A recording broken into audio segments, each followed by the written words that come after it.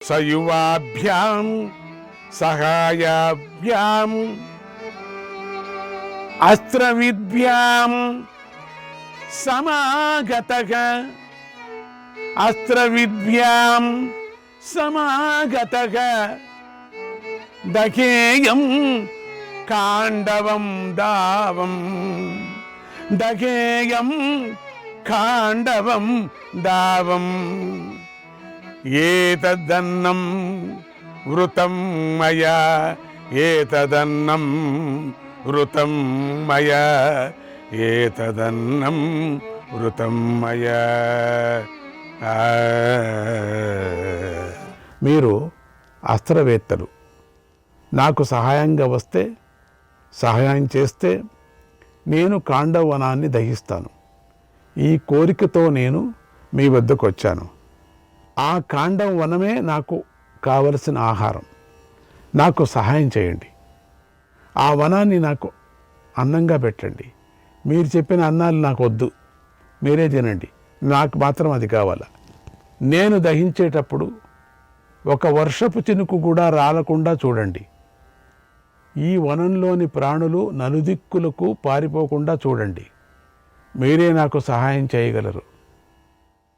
వర్షాన్ని ఆపగలరు, ప్రాణులను కదలకుండా చేయగలరు, ఇంద్రుణ్ణి అడ్డుకోగలరు, అతడికి గట్టి సమాధానం చెప్పగలరు అన్నాడు. ఈ సందర్భంలో వైశంపాయన మహర్షి ఈయన వచ్చారు బయటికి. ఇప్పుడు ఈ చెబుతున్నటువంటి కథను వింటున్న జనమేజయ మహారాజుకి ఒక సందేహం వచ్చింది మధ్యలోనే.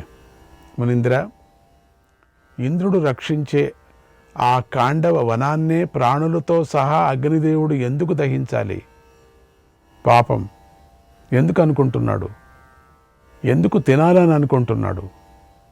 తినటానికి వేరే చాలా వనాలు ఉన్నాయి కదా, అవి తినవచ్చు కదా. దీనినే ఎందుకు ఎన్నుకున్నాడు? అందుకు కారణం ఏమిటి? దయచేసి ఈ కాండవ వనం యొక్క విశేషాన్ని చెప్పండి అని ప్రార్థించాడు. ఎందుకు ఇక్కడికే రావాలా? ఎన్ని వనాలు ఉన్నాయి? మొత్తం ఎన్ని గోళాల్లో ఎన్నెన్ని వనాలు ఉన్నాయి? అక్కడంతా వెళ్ళొచ్చు కదా. ఈ కాండవ వనానికే రావాలా? ఇంద్రుడు రక్షించేదానికే రావాలా? వైశంపాయన మహర్షి చెప్తున్నాడు, నాయన, అగ్నిదేవుడు ఈ కాండవ వనాన్నే ఎన్నుకోవటానికి ఒక కారణం ఉంది. ఈ వనానికి సంబంధించిన కథను పూర్వం ఋషులు చెప్పారు. దీన్ని నీకు చెబుతున్నాను విను. పూర్వము శ్వేతకి అనే రాజు ఉండేవాడు. అతడు ఇంద్రుడు వంటి బలం గలవాడు, పౌరుషం గలవాడు. అతడంత దానశీలి ఎక్కడా లేడు, బుద్ధిమంతుడు లేడు, యజ్ఞాలు చేసినవాడు లేడు. అతడు భూరి దక్షిణలిచ్చి పెద్ద పెద్ద యాగాలను ఎన్నో చేశాడు. ప్రతిరోజు లేవటంతోనే ఈరోజు ఏ యాగాలు చేయాలి, ఎలా చేయాలి, వాటికి తగినట్లుగా ఏ దానాలు చేయాలి, అవి ఎలా చేయాలి అని మాత్రమే ఆలోచించేవాడు. అంత యజ్ఞాలు చేశాడు.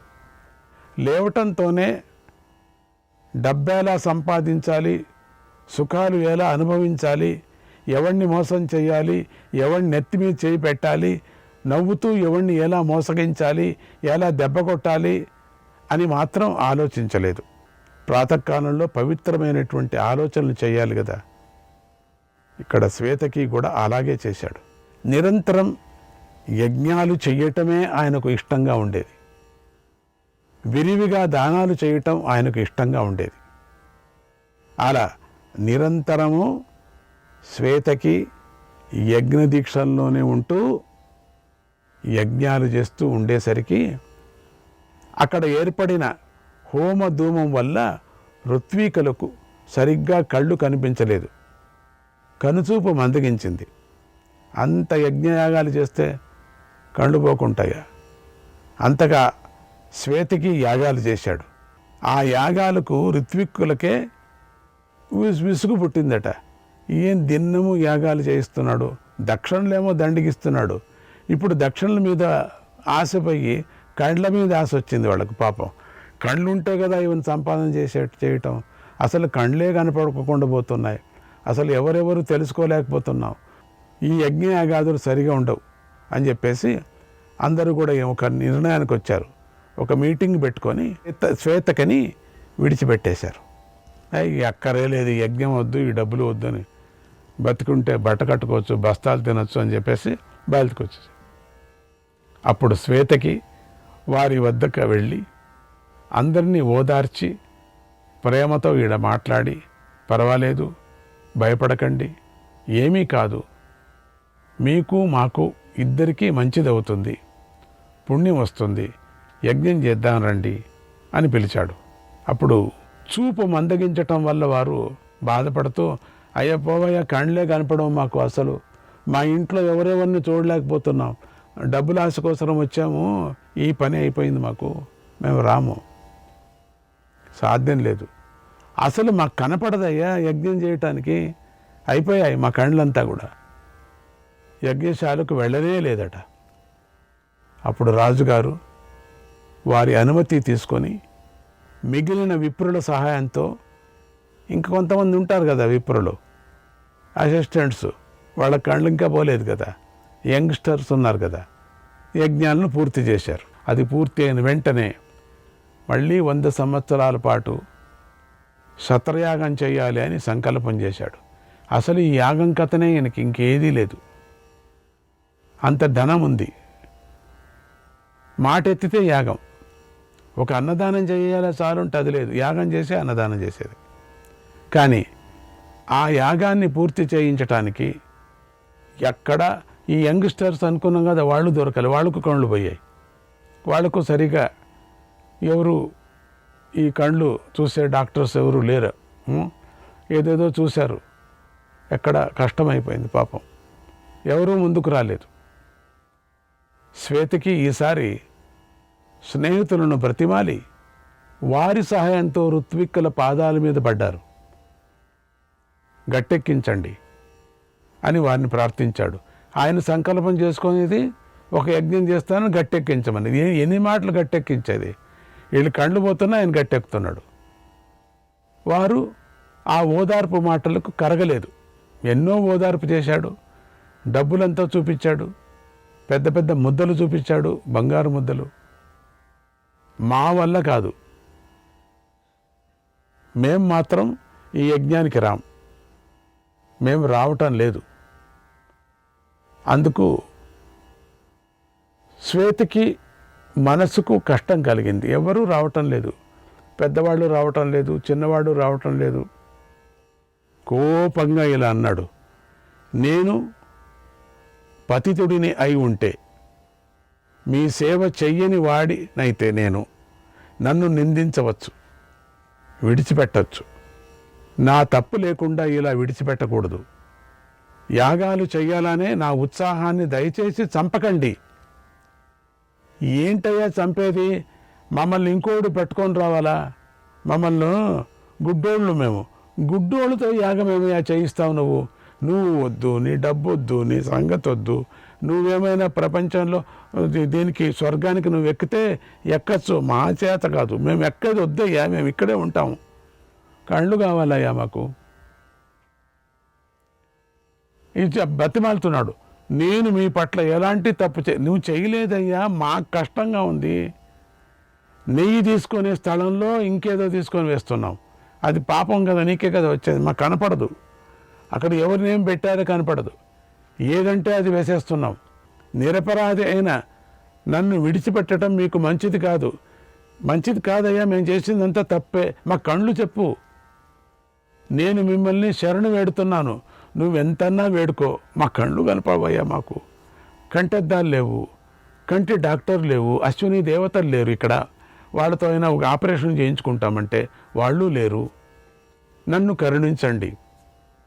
ఏంటి కరుణించేది, మా చేత కాదు, నేను మిమ్మల్ని బ్రతిమాలుకుంటున్నాను, దయచేసి నా యాగాన్ని పూర్తి చేయండి.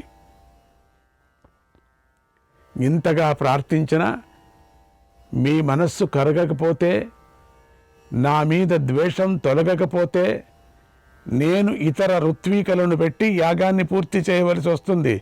చేసుకొని ఆయన మహానుభావ, ఎవరు వద్దన్నారు అన్నాడు.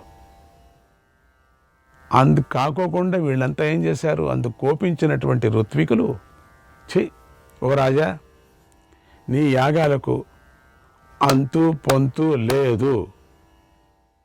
ఒకటైందంటే మరొక యాగం మొదలు పెట్టేస్తావు. మా పరిస్థితిని గమనించుకోకుండా, మా బాధలు పట్టించుకోకుండా మేము భార్యలతో పిల్లలతో ఉండొద్దండి, గుడ్డోళ్ళులాగా బతుకుతున్నామండి మేము. నువ్వేమో రాజా, ఒప్పుకున్నాం. ఇళ్లలో ఏంటండి గుడ్డోళ్ళలాగా బతుకొని, మాకు పరిస్థితి ఇట్లయిపోయిందండి. మాకు ఒక అక్షరం కనపడదు, ఒక అడుగు పెట్టడానికి వీల్లేదు. మమ్మల్ని వదిలేసేయ నాయన. మా బాధలు పట్టించుకోకుండా ఎంత ప్రేమగా మాట్లాడుతున్నావయ్యా, మమ్మల్ని బతిమాలుతున్నావు, తీయగా మాట్లాడుతున్నావు, మమ్మల్ని ఒప్పిస్తున్నావు. యజ్ఞం చేయాలనేటువంటి ఉత్సాహం నీకుంది, బాగానే ఉంది అయ్యా, నీకు బాగుంది, లేదని కాదు.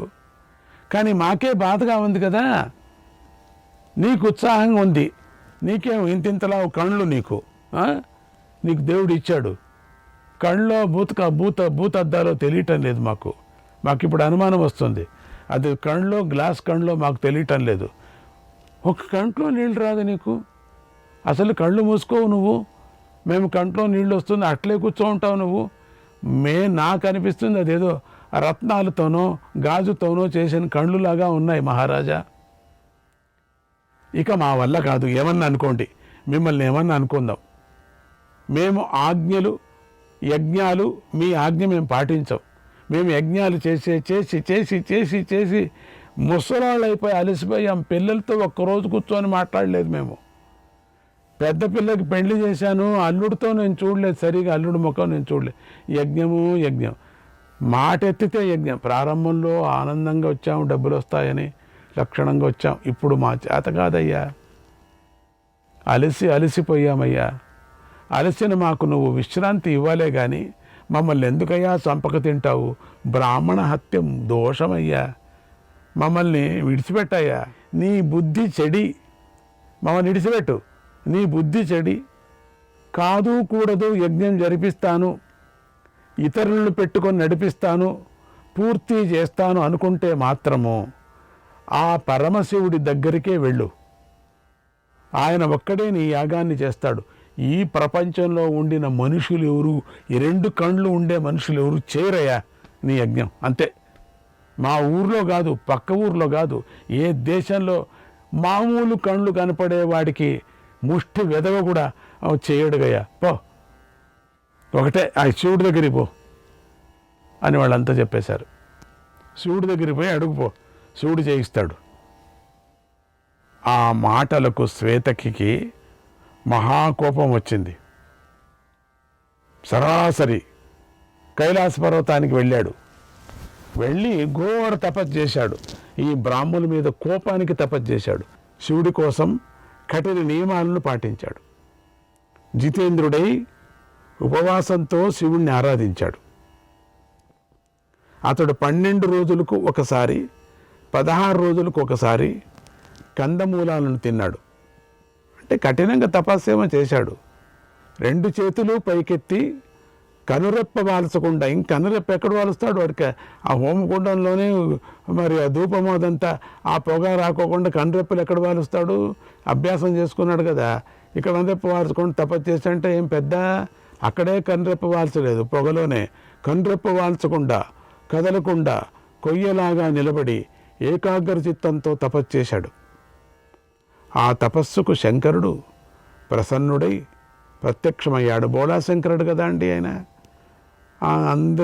అందరినీ రక్షిస్తాడు కదండి, పిలుస్తూనే పరిగెత్తుతాడు కదండి, తానే ఒప్పించుకుంటాడు కదండి. అటువంటి వాడు. ఓ రాజా, నీకేం వరం కావాలో కోరుకో అన్నాడు. శ్వేతకి, దేవా, నా యందు అనుగ్రహం కలిగితే నా చేత మీరే యజ్ఞాలు చేయించండి అని కోరాడు. మీరే యజ్ఞాలు చేయించండి, రాండి కిందికి. శివుడు నవ్వుకున్నాడట. నా కళ్ళు పోగొట్టుకొని వచ్చాడేమో వీడు, చూస్తాం. శివుడు నవ్వుకొని, రాజా, అది నా పని కాదయ్యా, ఎందుకంటే నాకుండేది 3 కళ్ళు, ఒకటి అగ్ని అనుకున్నాడు లోపల, బయటికి చెప్పలే. రెండోది మామూలుగా చూసే కళ్ళు, అవిపోతే ఎట్లా, అది నా పని కాదు. కానీ ఈ వరం కోసమే ఘోర తపస్సు చేశావు, దీనికోసమేనా నన్ను నీవు పురోహితుడిగా తీసుకోవటానికి, యజ్ఞం చేయించడానికి, దీనికా నువ్వు ఇంత ఘోర తపస్సు చేశావు, నన్ను మెప్పించావు. కనుక ఒక నియమం పెడుతున్నాను, దాని ప్రకారంగా నువ్వు నడుచుకుంటే నేను నీ చేత యాగాలు చేయిస్తాను. నువ్వు 12 సంవత్సరాల పాటు ఏకాగ్ర చిత్తంతో బ్రహ్మచర్యాన్ని పాటిస్తూ నిరంతరము ఆజ్యధారలతో నెయ్యి పోసి అగ్నిదేవుణ్ణి సంతోషపెట్టాలి. అప్పుడు నేను నీ కోరికను తీరుస్తాను అని అంతర్ధానమయ్యాడు. శ్వేతకి సంతోషించి, అదే కదా కావాల్సింది ఆడికి.